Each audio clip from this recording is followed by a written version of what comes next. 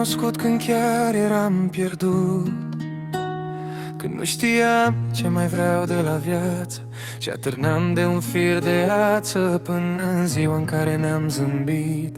Și cred că atunci m-am trezit, am început din nou să visez și să spun cât de tare îmi doresc un viitor fericit alături de tine.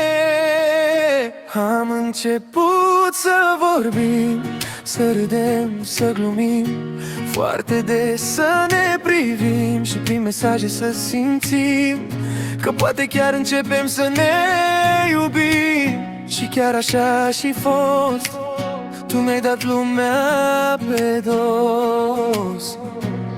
La lume aș da foc, dar să te văd împing în loc. Prefer să ard decât să știu că te ofilești și nu pot să fiu.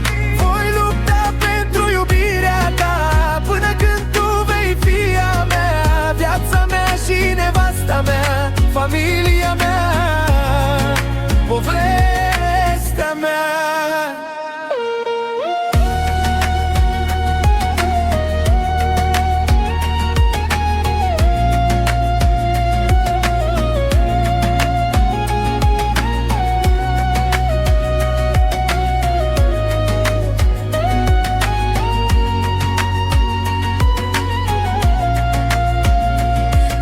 Mi-a dat și bune și rele, dar am știut să trecem peste ele. Și așa am ajuns aici, când dacă eu cad, tu mă ridici. Timpul a trecut și mai mult te-am plăcut, totul începea să prindă contur, să mă simt din nou fără cuzur, cu tine lângă mine.